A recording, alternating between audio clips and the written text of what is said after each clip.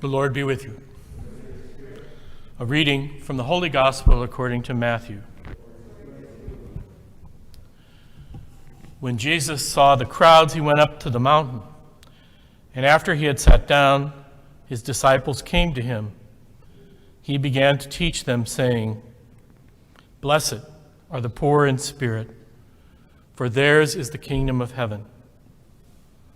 Blessed are they who mourn, for they will be comforted.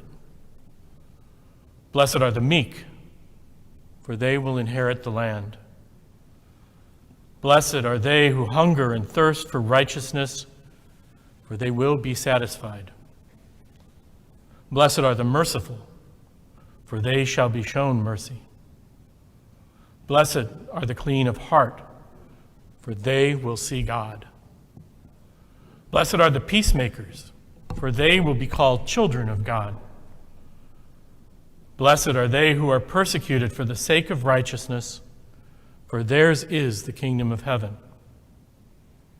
Blessed are you when they insult you, persecute you, and utter every kind of evil against you falsely because of me. Rejoice and be glad, for your reward will be great in heaven." The Gospel of the Lord.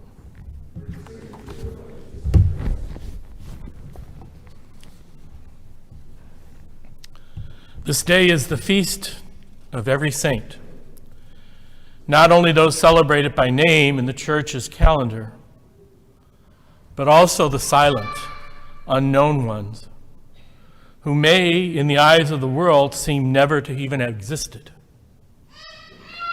But we celebrate this day that they do exist. Perhaps only one other person knows them, and that person is God. He has inscribed their names in the book of life, which is his heart, the heart of his eternal love. We recall today, too, the saints who are still known to us. Each of us have known love, goodness, meekness, generosity, and purity of heart in the people who have journeyed with us in this life, but are no longer at our sides. A parent, a grandparent, a teacher, friend, or guide. Today is the day to celebrate them with gratitude and with joy. It is also a day to remind ourselves that saints around us may be people we would never expect. Sometimes those who become saints very often aren't the ones we would expect. They may be the filthy, the rejected, the outcast, the homeless. People like St. Benedict Joseph Laver.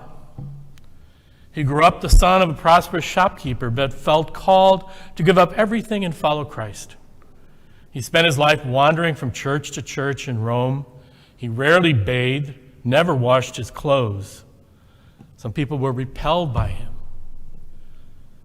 But the purity of his devotion and his love of God moved and inspired those who saw him day after day.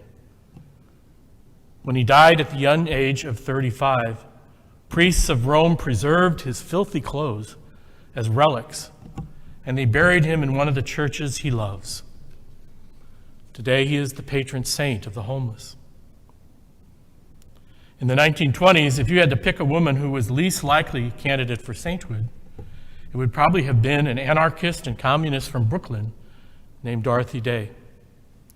She worked as a journalist and spent many nights drinking with famous writers. She had an abortion and a brief marriage before finally being drawn to Christ and the gospel and converting to Catholicism. Her conversion led her to embark on a radical ministry to the poor, one that is still changing the world. She is now servant of God, Dorothy Day, and her cause has been introduced. Late in her life, people called her a living saint, but she said, "Don't call me a saint. I don't want to be dismissed that easily." Don't dismiss any of the saints. They are closer to us than we may realize. They have struggled with sin and temptation.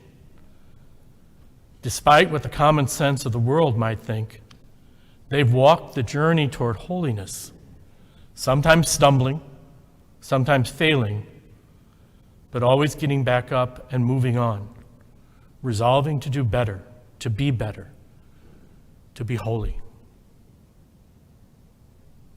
If we look at the Sermon on the Mount, we can get a sense of Jesus' radical reversal of what our world thinks is common sense. The world teaches us to want abundance, control, authority, to conquer the other kingdoms of the earth, to conquer other people.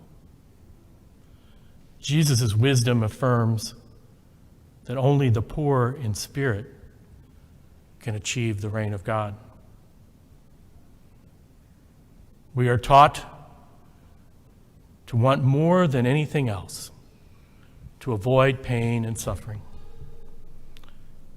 In fact, most of our secular ethical systems rest on the principle of maximizing individual pleasure.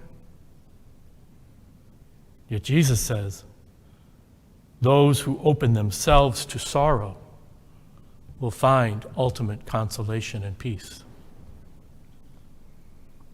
The world mocks those who are overlooked, passed by, neglected, unappreciated, the little ones.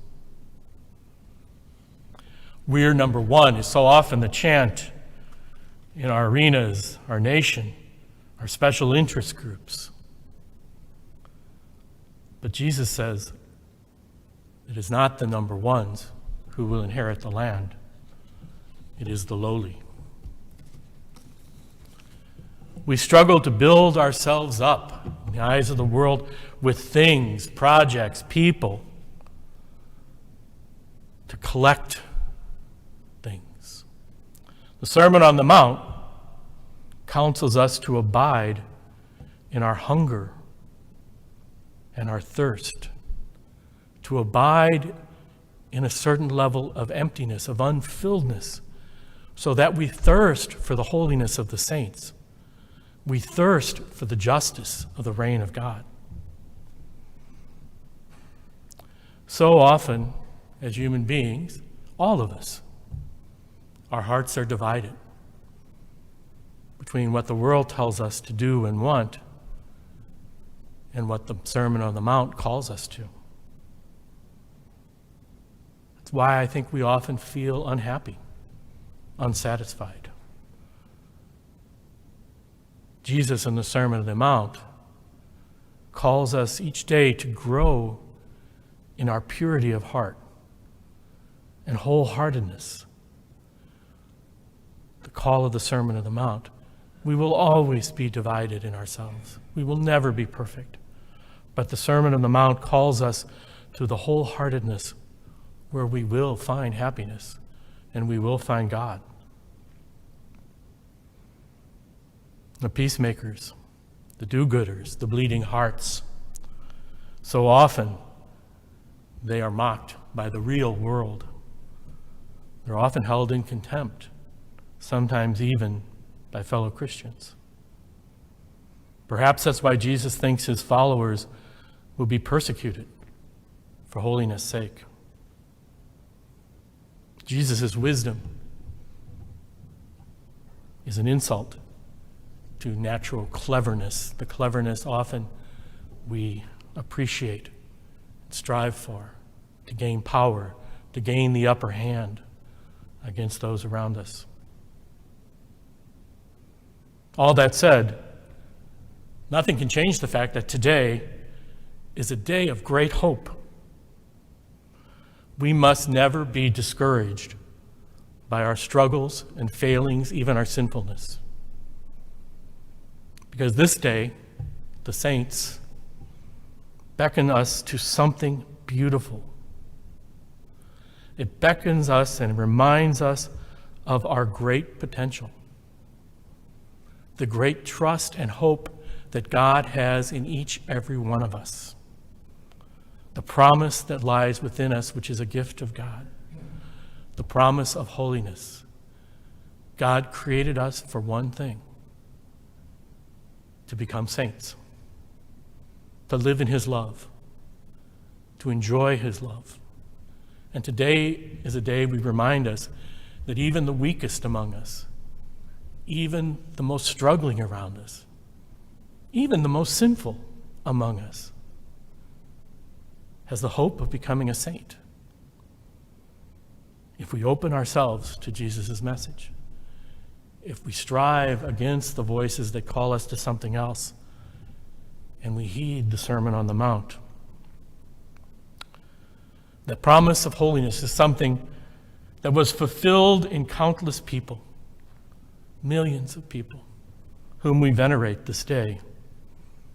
Our models, our companions, our inspirations, our helpers, our guides, all the saints. They give us blessed hope. It's why this day is so important. You know, it's rare that a feast day supplants the Sunday liturgy, the day of the resurrection. But this day of hope is so important that it even replaces the regular Sunday, because it calls us to be what God created us to be, to remind us that we can do that every human being on the planet is capable of great holiness, can become a saint. And the saints assure us once, again and again, that none of us are born a saint. We're born a potential saint. But every one of us, by the grace of God and listening to his word, can become a saint.